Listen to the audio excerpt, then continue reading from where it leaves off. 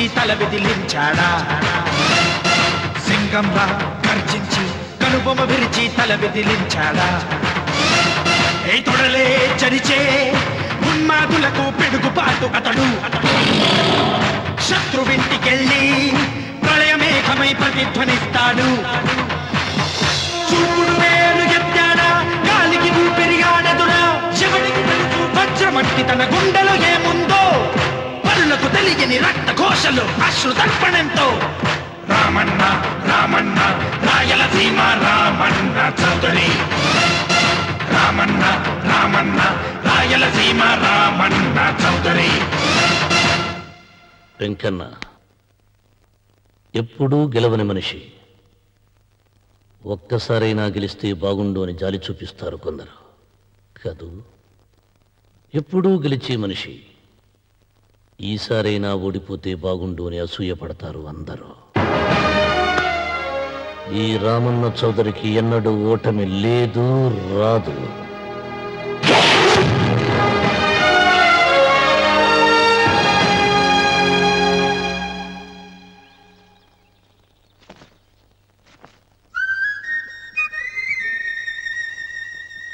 ఏంటమ్మాయి గారు ఆలోచిస్తున్నారు?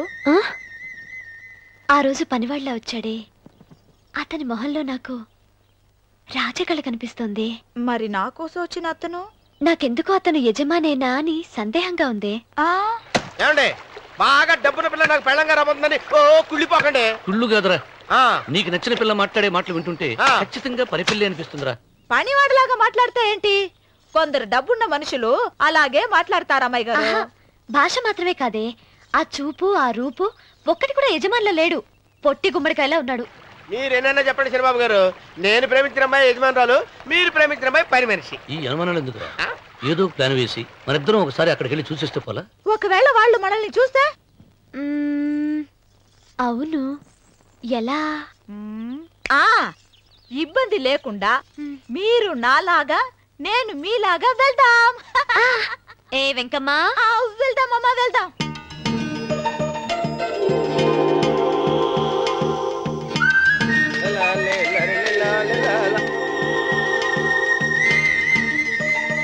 చంద్రబాబు గారు, చంద్రబాబు గారు, అయ్యో బాబోయ్, చంద్రబాబు గారు కొంపలు మురిగిపోయారండి. ఏమైందిరా? మీరు అర్జెంట్గా బట్టలు తీసేయండి. నా బట్టలు తీసేస్తారు. నా బట్టలు కూడా తీయమంటున్నావు, నీ బట్టలు కూడా తీస్తున్నావు. నీకేమైనా మతిపోయిందా? మతిపోవటం కదా ఏం మగడా, మన పెళ్లి చూపులకి వెళ్ళి కొమ్మలితో అమలుపు దాకా వచ్చారు. ఆ పిల్ల నన్ను చూసిందంటే నా పెళ్లి అయిపోద్ది. నా బట్టలు తీసుకొని నీ బట్టలు నాకు ఇచ్చాయి. నేను నీకు ఎప్పుడు పనుడిగా నటించడం నా పని. నేను ఎప్పుడు రా, నువ్వు పనుడు అని తెలిసి అమ్మాయి నిన్ను ప్రేమించింది, యజమాని అని తెలిస్తే చచ్చినా ప్రేమించదు. నా మాట నేను బాబు, దండం పెడతాను. అయితే ఇంకాగేమిటి అయితే ఇప్పుతా, నువ్వు ఇప్పు ఇప్పు.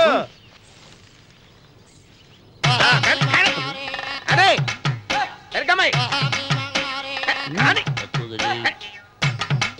నిన్న నాదే, నేడు నాదే, రేపు నాదే, ఎల్లుండి కూడా నాదేలే. ఏట్రా కళ్ళు కనపట్టలేదా? కొవ్వెక్కిందా? చంపేస్తాను. సరిచేయి అన్నవరం. ఏంటి?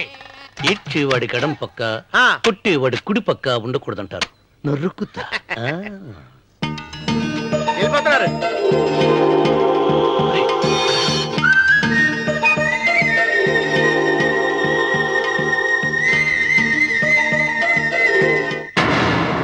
నువ్వే మాకు కొండంత అండ అనుకున్నావు, నిన్నే పిండి పిండి చేసి పారేశాడు. వామ్మో వాయ్యో, ఆ రామన్న చౌదరికి వయసు మీద పడుతుండా ఎంత బలమయ్యా.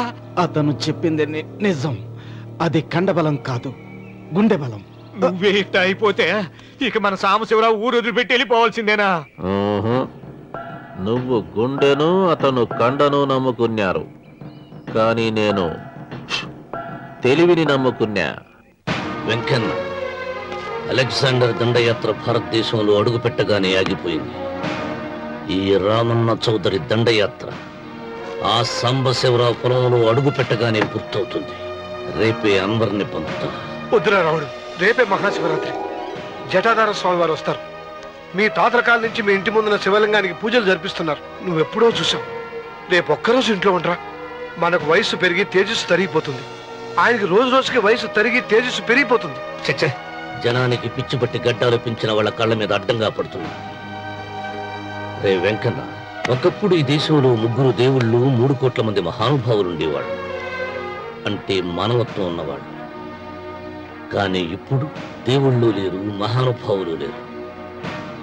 ఈ స్వాములు మిమ్మల్ని మాయ చేయగలరు గాని నన్నేమీ చేయలేరు.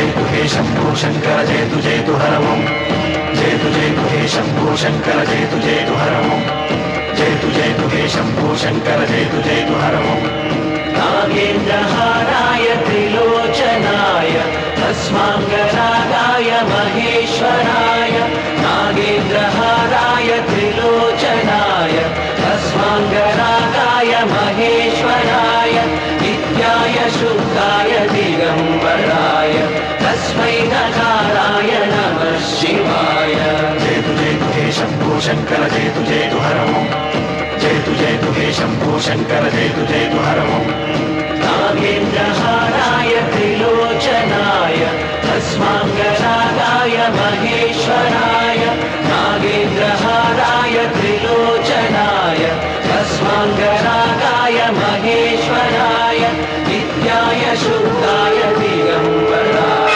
तस्मै नकाराय नमः शिवाय जय तुझे तु हे शंभो शंकर जय तुझे तु हर ओम जय तुझे तु हे शंभो शंकर जय तुझे तु हर ओम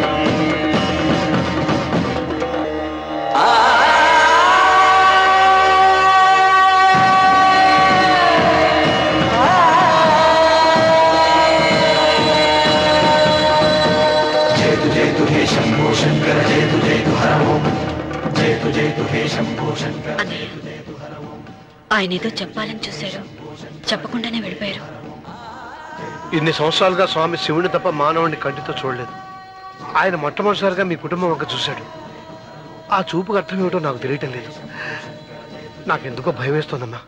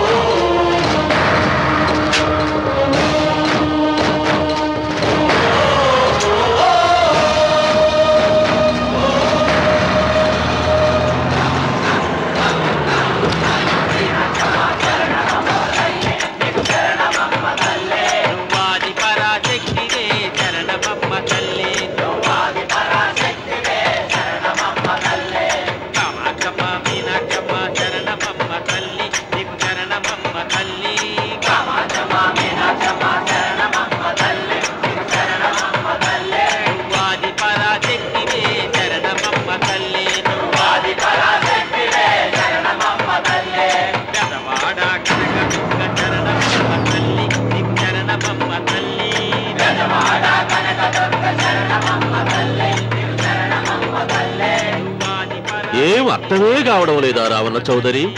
నువ్వు చదివింది ఒక్క తమలపాకు, నేను చదివింది 10 ఆకులు విస్తరాకు. నీకీ భూమి సిక్కనే కూడదు. సిక్కకుంటే నువ్వేం చేస్తావో నాకు తెలుసు. సుబ్బారాయుడికి చూపినట్టు తాళిబొట్టు చూపించి గబ్బు లేపుతావు, లేకుంటే ఫైల్ వారకు చేసినట్టు ఎముకల్లోకి సున్నం లేకుండా పిండి లేపుతావు. అదానికి నేనే ముందుగా కొట్టిన గాయం ఏడ ఉందో తెలియని కముకు దెబ్బ. 30 ఎకరాల భూమి నిత్యాన్నదానం కోసం అమ్మవారి దేవాలయానికి రాసేసిన ఈ దేశంలో నేను పోయేదానికి యాకోర్టు లేదు. పాదానికి దేవుని కోర్టుకు రాసినా నువ్వు వాటికి రాలేవు. నా 30 ఎకరాలు నాకు దక్కకున్నా పర్వాలేదు, నీకు దక్కకూడదు. నా పొలం ఆక్రమించుకుందామన్న అహంతో పొగరుతో ఇంటికొచ్చినావు. తల దించుకొని తిరిగి దారి పట్టాలి. నీకీ భూమిలో చారుడు మట్టి గుడక దొరకదు రావుల చౌదరి. కావాలనుకుంటే గుప్పెడు ముద్ద దొరుకుతాది. అది గుడక వాళ్ళ మధ్యలో కూర్చొని తింటే చెట్లుండోది నా దెబ్బ.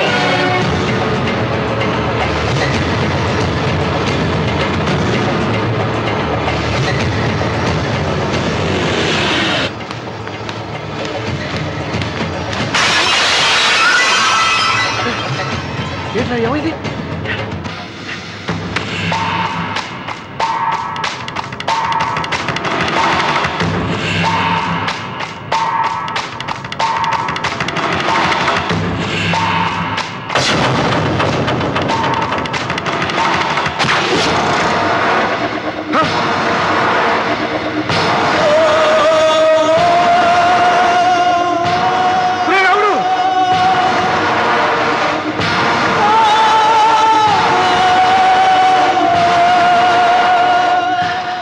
ఒంట్లో ఇంకా రక్తం ఉండగానే, ఈ ఊపిరి ఇంకా పీలుస్తూ ఉండగానే, ఈ గుండె ఇంకా కొట్టుకుంటూ ఉండగానే ఓటమి నా వీపు తట్టింది. ఈ రక్తం మొత్తం ఒంట్లోంచి పోవాలి.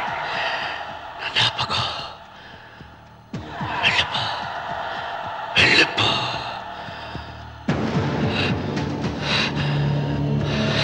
అమ్మా సీతారత్న, అబ్బాయిరా మరి పెళ్లికి వెళ్ళారండి. అయ్యో రే, నువ్వు వెళ్ళి డాక్టర్ తీసుకురా.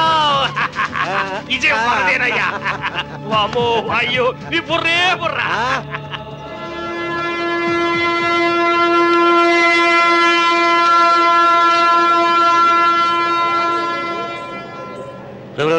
ఏంట్రా కింద పడింది తింటున్నావు? రేపటి నుంచి మీరు కూడా ఏ తినాలండి.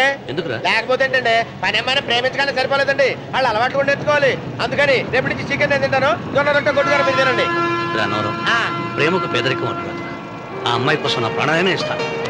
ఎరా పని మనిషిని ప్రేమించావా? అమ్మా అమ్మ నీ దండం పెడతానే, పని మనిషిని కలుపుకులా తీసేయద్దు. ఆ అమ్మాయి అంటే నాకు ఇష్టం అమ్మా. అమ్మగారు ప్రతి పెళ్లికి అబ్బాయి గారు తీసుకెళ్ళి వాళ్ళు ఎత్తి అక్షంతలు వేయించడమే కానీ ఆయన నెత్తి మీద అక్షంతలు ఎప్పుడే ఇస్తారండి. అసలు ముద్దు పేరు బెండకాయలో తయారవుతున్నాడు. నేనండి. ఆ అమ్మాయి దేవురు. ఆ విషయాలన్నీ నేను తర్వాత చెప్తాను కానీ అమ్మగారు, ఆ చేతుల మీద గారు నాకు కూడా పెళ్లి చేయించండి. నీకు పెళ్ళా? అవునమ్మగారు, అబ్బాయి గారు పని అమ్మాయిని ప్రేమిస్తే నేను బాగా డబ్బులు ఉన్న అమ్మాయిని ప్రేమించారండి. అదిగో రైలు సిగ్నల్ ఇచ్చారండి.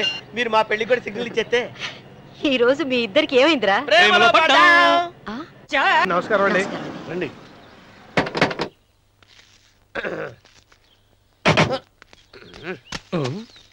ఏంట్రా అన్నవరం ఫోజిచ్చి నిలబడ్డావు? అరటిగా లోపల తీసుకురా. నేను తీసుకురానండి. ఏ నన్ను తీసుకెళ్ళమంటావా? మీరు తీసుకెళ్తారు, లోపల పెట్టుకుంటారు, మీ ఇష్టం. ఏమైందిరా నీకు? ఏమైందంటారేంటండి, లోపల నా గుండెలకు వస్తున్న ఎంకం ఉందండి. అది నన్ను ఎంత మోసం తెచ్చిందో తెలుసా అండి. ఆ విషయం నేనే మర్చిపోయాను.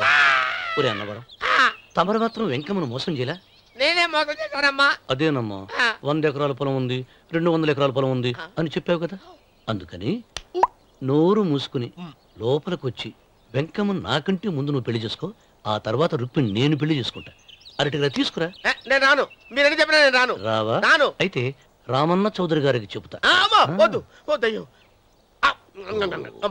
తీసుకురా. నమస్కారం అండి.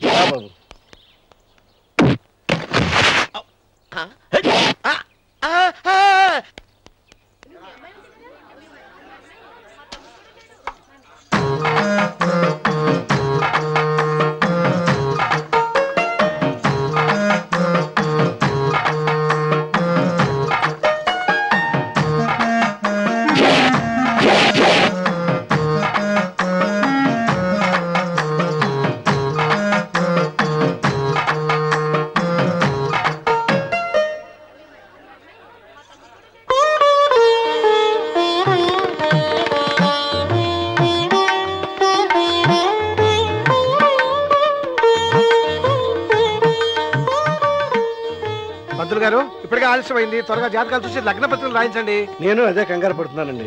ఇప్పటికే ఆలస్యం అయిపోయింది, మంచి ముహూర్తం దాటిపోతుందేమోనని. మీరు మాత్రం ఏం చేస్తారండి, మీ ఊరు నుంచి బయలుదేరి రావాలంటే ఒకవైపు కొండ, ఇంకోవైపు చెరువు, మధ్యలో ఆలయం. ఆలయం లేకపోతే సమయానికి వచ్చి ఉండేవాళ్ళుగా.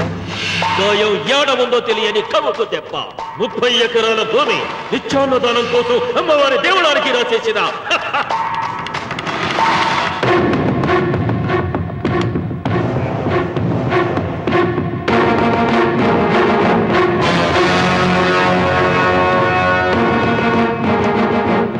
బావగారు ఏదో ఆలోచిస్తున్నారు. లాంఛనాలు ఏమన్నా కావాలంటే చెప్పమనండి. ఏమిట్రా ఇంకా ఆలోచిస్తున్నావు? రావుడు, వాళ్ళంతా కంగారు పడుతున్నారు. శుభం.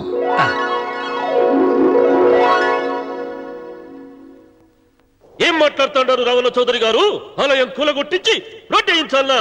ఇన్ని సంవత్సరాలుగా మన గ్రామం కుగ్రామంగా మిగిలిపోవటానికి రహదారి సదుపాయం లేకపోవడమే కారణం. ఇదిగో 6 మైళ్ల పొడవున రోడ్డు వేయించడానికి ప్లాను సిద్ధం చేశాను.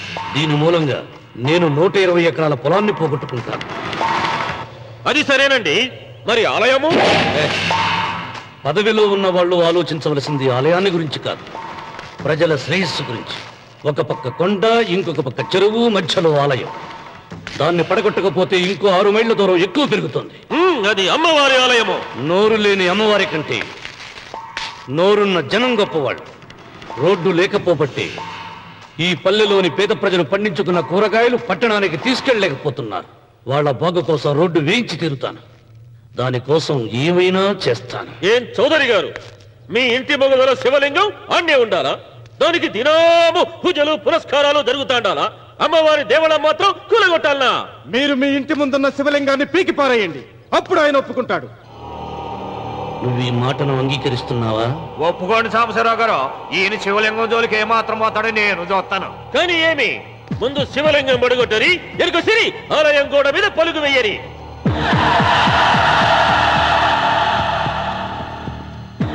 ముందుకేసిన అడుగు వెనక్కి తీసి అలవాటు ఈ రామన్నకు లేదు. నేను మడమ తిప్పను. మీరు మాట తప్పితే మరణహోమమే.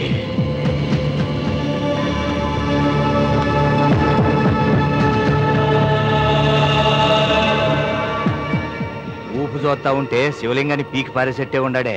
అయితే సాంబశివరావు గారి 30 ఎకరాలకు ఎసరే. ఆ ఇంటి ముందుండేటిది మామూలు రాయి కాదయ్యా, మహిమగల శివలింగము. తరతరాలుగా వాళ్ళ వంశాన్ని కాపాడుతాడాడే దేవుడు. చెయ్యి వెయ్యని తెలుసని.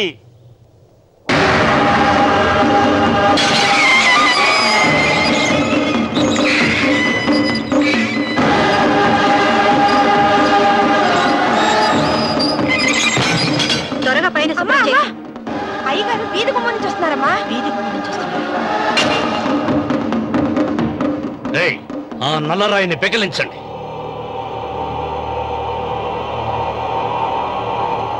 ఓ, మీరందరూ హిందువులు. మీకు కళ్ళు పోతాయి, మీ జీవితాలు కుళ్ళిపోతాయి అన్నారు. అయ్యా, ముస్లిం అయినా హిందూ అయినా దేవుడు దేవుడే. నేను ఈ పాపం చేయలేను. పాపం? దేవుడి ముందు చేతులు కట్టుకుని నిలబడటమే శాపం రా. నేనే పెకలిస్తాను.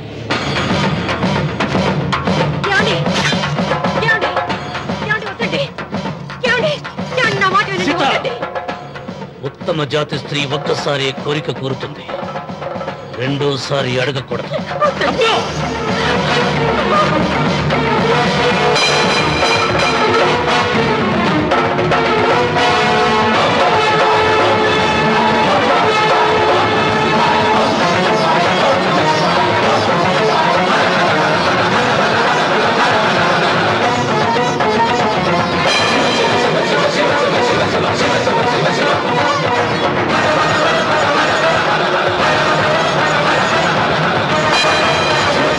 శివ శివ శివ శివ శివ శివ శివ శివ శివ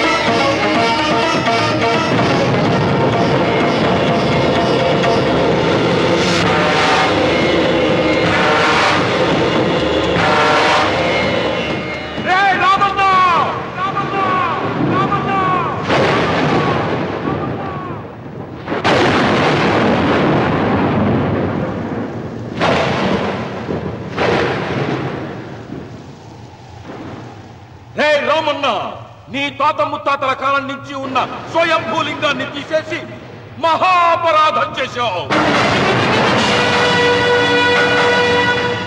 ఏ ఈశ్వరుడు నీ కుటుంబాన్ని వంశాన్ని 3 కళ్ళతో చల్లగా చూస్తున్నాడో ఆ శివుడికి నువ్వు కోపం తెప్పించావు. బాధ వేయించడానికి నువ్వే వడివిరా, భగవంతుడే వేయిస్తాడు. అమ్మవారి ఆలయాన్ని నువ్వు తాకలేవు. మళ్ళీ శివరాత్రి నాటికి నీ స్వహస్తాలతో నువ్వు ఆ స్వయంభూలింగాన్ని తీసుకొచ్చి యథాస్థానంలో ప్రతిష్ఠించకపోతే నీ వంశం నిర్వంశమైపోతుంది.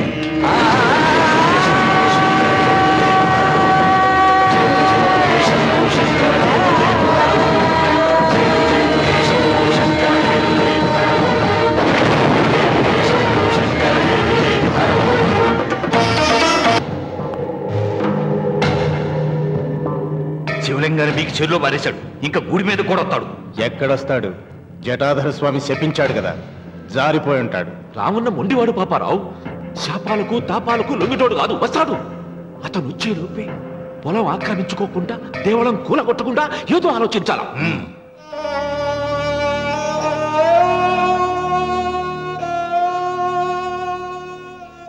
అన్నయ్య, ఆయనతో మాట్లాడే ధైర్యం నాకు లేదు. నువ్వైనా మాట్లాడి మళ్ళీ శివలింగాన్ని ఇక్కడ ప్రతిష్ఠించమని చెప్పు. వాడిని గురించి నాకంటే నీకే బాగా తెలుసమ్మా. వాడు నా మాట వింటాం. నాకు భయంగా ఉందన్నయ్య. ఆపద ఏ వైపు నుంచి వస్తుందో ఏమిటో.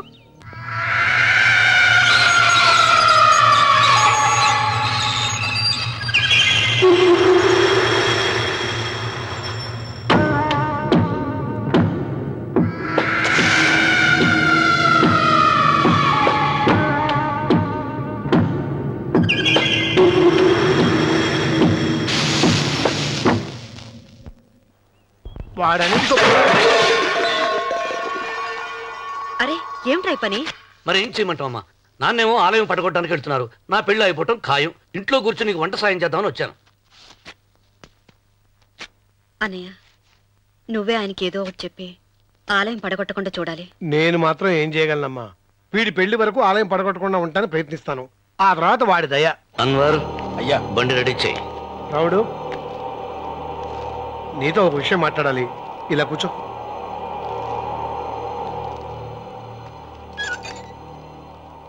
ఆలయం విషయంలో నీ పంత మానుకోవా?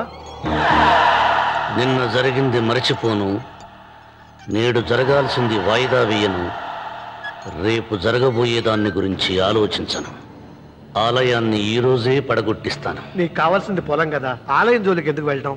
ఆ పొలం నాకు దక్కకుండా అడ్డుపడింది అమ్మవారి ఆలయమేగా. ఆలయాన్ని పడగొడితే ఆ పొలం నీదవుతుందా? అవుతుంది. ఆ సాంబశివరావు పొలాన్ని రాసింది ఆలయానికేగా. ముందు ఆలయాన్ని పడగొట్టించి ఆలయమే లేదు కాబట్టి ఇక పొలం ఎందుకని ప్రశ్నించి అప్పుడు నా స్వాధీనం చేసుకుంటాను. కొడుకు పెళ్లికి తాంబూలాలు పుచ్చుకున్నావురా. 3 ముళ్ళు వేయించకుండా ఆలయం పడగొట్టాలని బయలుదేరుతున్నావు. ఇది ఏమన్నా ధర్మంగా ఉందా?